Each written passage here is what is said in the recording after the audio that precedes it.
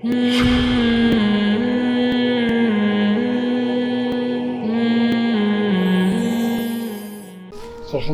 রোজার দিন আর কয়েকদিন আছে, তারপরে আমাদের ঈদ। আমাদের এখানে ছুটি হয়ে যাবে, সবার যার যার মন্তব্যে আমরা চলে যাব। আল্লাহ পাক আমাদেরকে এই যে যাতায়াত পথে অনেক সমস্যা, আল্লাহ পাক আমাদেরকে সুষ্ঠুভাবে সবাইকে বাড়িতে যাওয়া আসা এটার তাফিক দান করে সেগুলো বৈজ্ঞানিক অধিকরণ শিক্ষাকে বুঝতে হবে। এই বৈজ্ঞানিক অধিকরণ শিক্ষার গবেষণা আজ কত দূর পৌঁছেছে। বৈজ্ঞানিক অধিকরণ শিক্ষার গবেষণা এতদূর পৌঁছেছে যে ওস্তাদকে ছাড়াই একটা ছাত্র বুঝতে পারবে আমি কত দূরে গেলাম, আমি কত দূর এগিয়ে গেলাম, এটা বোঝা যাবে। আমাদের এখানে বলা আছে যে একটা শিক্ষকের ছাত্র ব্যাস জোগাড় করতে পারবে কিনা। ব্যাস জোগাড় হলো, ব্যাস হলো, ছাত্র হবে কিনা এটা বলা আছে যে ছাত্র হবে কি হবে না। ছাত্র হলো, সে ছাত্র টিকে রাখতে পারবে কিনা। এই সব কথাই এই বইয়ের মধ্যে আছে। টিকে রাখতে হলে, ছাত্র ব্যাস জোগাড় করতে হলে আমাদের এখানে বক্তব্য যেটা দেওয়া আছে, অর্থাৎ বক্তব্য আমরা একটু সূচনা করে দিয়েছি, একটা বক্তব্য দিয়েছি। এই বক্তব্য এইটা যদি কেউ দিতে পারে তাহলে আরও এটা হয়তো 10-15-20 মিনিট, এরপরে দেখা যাবে এটাকে কেন্দ্র করে ঘন্টার পর ঘন্টা বক্তব্য দেওয়া শিখে যাবে সবাই।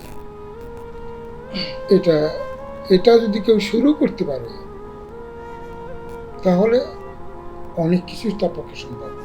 একটা ব্যাপার হলো, এখানে যদি আমরা বলি যে আমরা যদি কোনো কিছু টিকিট করতে চাই, অনেক সময় বিরাট একটা লাইন হয়। তো লাইনে যদি আমি দাঁড়াই, আস্তে আস্তে আস্তে আস্তে কিন্তু আমি এগিয়ে যাব, শেষ পর্যন্ত দেখা যাবে আমার যেখানে আমার কাজ সেখানে আমি পৌঁছে গেছি। তাই লাইনে কেউ যদি না দাঁড়িয়ে বাইরের থেকে খুব ছটফট করে, আমি কি করতে পারলাম না, কি পারবো না, এরকম যদি কেউ ছটফট করে, এই ছটফটের কোনো মূল্য নেই। এখন আমাদের কিছু শিক্ষক, আমি বলছি সে যোগ্য হয়নি, সে বলছে হুজুর আমি পারবো না, তোমার এখনো তোমার কাজের উপযুক্ত তুমি হয়নি, আমার বাবার অভাব, আমার আব্বা বলছে এখন টাকাকে ইনকাম করে আমাকে দেওয়া যাবে না, কাজের যোগ্য হতে হবে। শেষ পর্যন্ত সে আমার কাছ থেকে চলে গেল, শিক্ষকতা নিলে কোথাও। শিক্ষকতা নেওয়ার পরে তো যেহেতু আমরা তার উপরে আর চ্যালেঞ্জ করছি না, কারণ সে তার মাথাগুলোর নিচে আছে, তো কিছুদিন পরে ইমাম সাহেব বলছে এটা করো তো দেখি। এখন সে ঠিকই গেছে। ঠিকই গেলে ইমাম সাহেব ধমক লাগাই দিছে, আরে বেটা আগে শিখা, তুমি শেখো আগে, তুমি এইসব শিখে বেরিয়েছ, তুমি তো শেখো নাই, তুমি তো জানো না। ধমক দিছে, ধমক দিয়া আমরা জানি অনেক জায়গায় ব্যাস করতেছি পড়তেছে। এরপর আর অনেকদিন খোঁজ নাই, তো পরে খোঁজ পেলাম সে এখন কামলা দেয়। কি করে?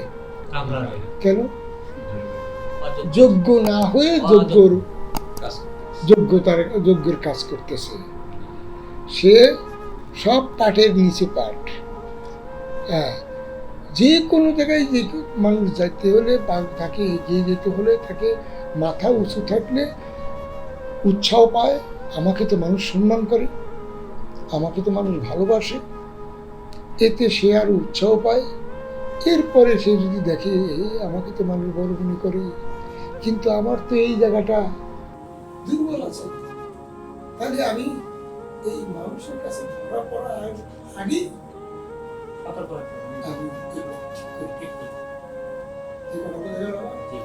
তাহলে এইভাবে যারা কোনো সময় ছোট না থেকে বড় হওয়ার চিন্তা করা হয়।